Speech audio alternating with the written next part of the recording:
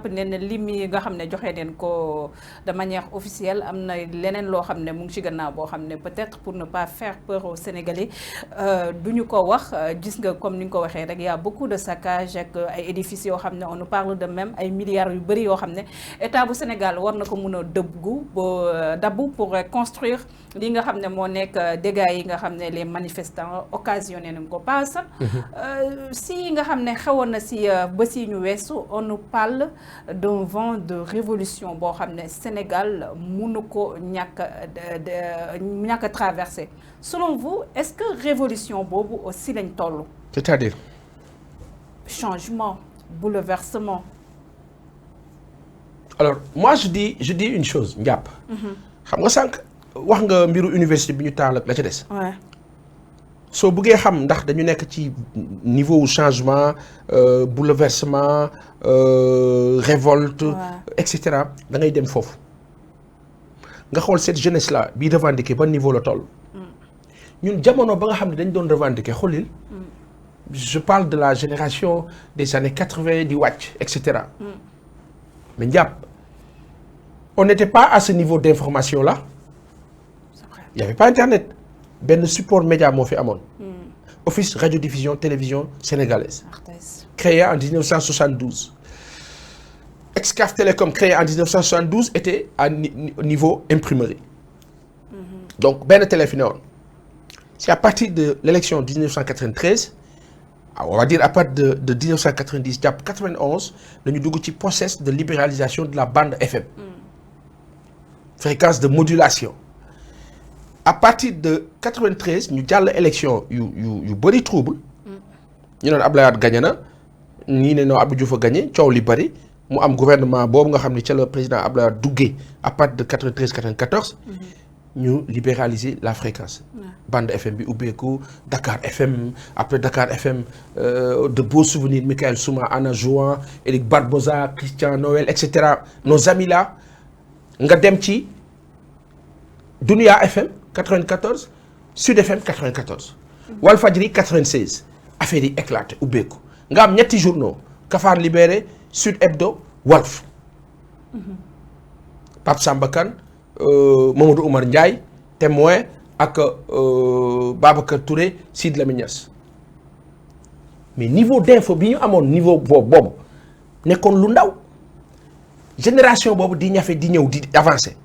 nga ñëw tey 2023 am génération boo xam ni à la seconde lay am info boo xam ni journaliste bi taxaw moom naan wooy il s'est passé di expliquer fa muy toog di wax waajaa nga toog këram di ko wax la journaliste bi war a wax en mieux gën ko koo xam ñuy dund l'ère des réseaux sociaux nguur bu mënul comprendre loolu matul nguur. peut-être aussi loolu moo justifié li nga xam ne ñoom defoon nañ ko couper internet.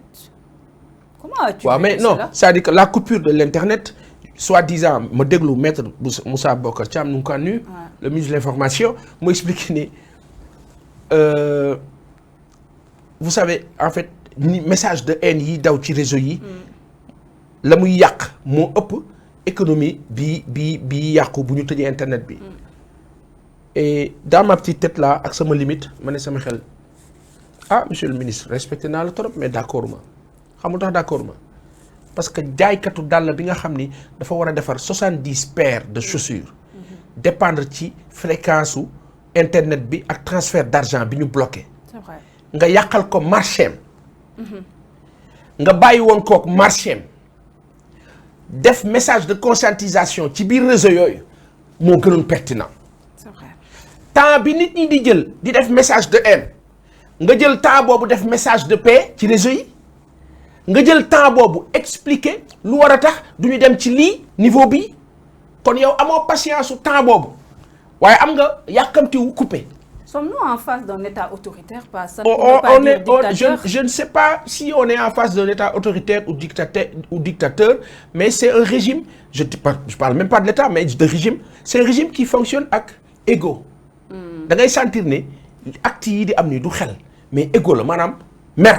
da ngay gis da ngay yëg même dans la façon de communiquer de bon nombre de personnes qui communiquent pour l'APR ak le régime en place da ngay gis ne que ils sont tendus te man njàpp foofu laay waxee ni kilifa yi dañoo mel ni ñu soxla psychologue.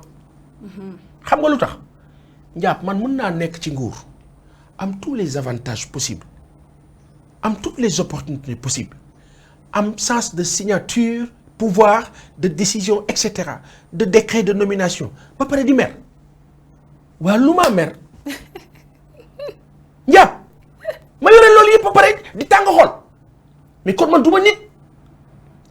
Nos autorités ont besoin d'être tranquillisées xam nga lan moo la tranquillité de l'autorité xoolil ne leen yéen a nekk ci kaw yéen ay papay nation bi c'est vrai yéen père de la nation c'est quoi c'est pas un vain mot vous êtes là pour protéger les populations yàlla daf leen sàkk pour ngeen aar yiir toppatoo yërëm et non vous comporter en chien de faïence, être en face d'un peuple et lui dire vous allez voir. De ce rôle, vous n'avez pas affaire à des étrangers. Vous avez affaire à des populations qui ont fait contre Abdoulaye Wade ak keneen pour que yow nga toog. waaye ñi la xeexal nga tourné di leen jëm paaka. mu mel ni bu ñu fàttalikoo ca Alsace Strasbourg ba Allemand yi duggee ay africains sunu ay maam ay sénégalais ñoo dem xeex ak Allemand yi. ba Allemand yi jógee Alsace sénégalais yu bëri Amath Diouf Espagne dina xam li maa wax sénégalais yu bëri ñu ngi leen denc foofu ca Strasbourg boo demee ca cimetière yi ay kilomètres ni ma ko Amath wan.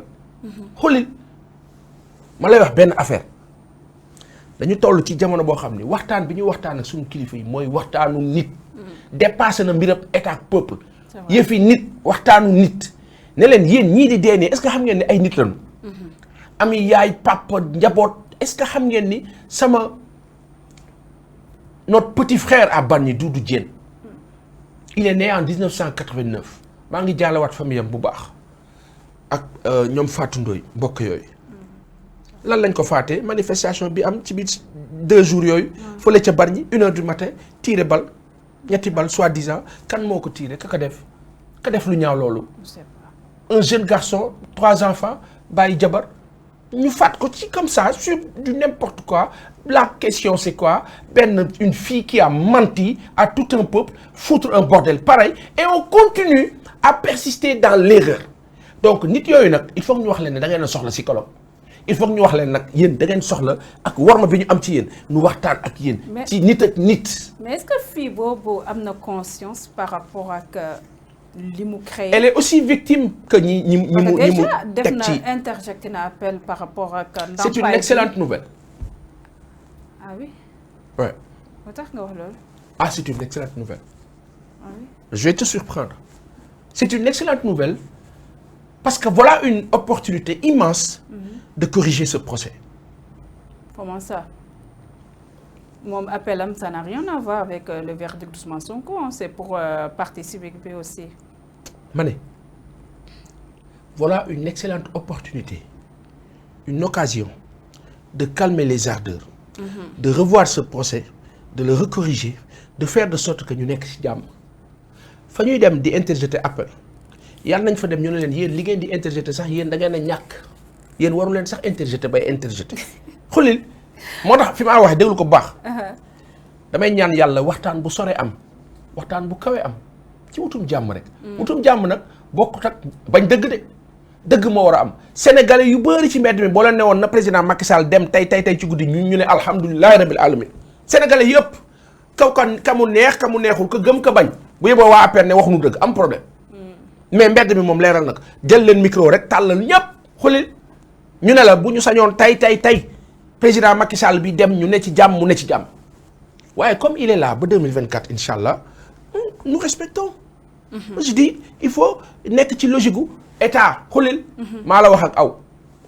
gare attention à aller dans le sens moo tax sànq ma la doon wax ne la bu ñu kenn provoquer crise xulil bu ñu kenn provoquer crise pour que demain ñu teg les conditions de soi-disant way nañ reporter élection yi wala teg les conditions ñu ne na armée bi jël nguur gi l'armée reste l'armée ñooñu war ma rek la ñu am si ñoom ñu ne fa ñu ne rek ñu gérer parce que nos pays africains n'ont pas besoin de cela dañu soxla des élections démocratiques humainement paisibles qui puissent permettre la bonne marche de la nation ku ci nekk ak sa rôle L'armée, son rôle de défense et de protection de la nation. La nation, son rôle d'existence. Les autorités administratives et politiques, leur rôle de travail par rapport à cet état-là. Tout à fait. La communication des forces de l'ordre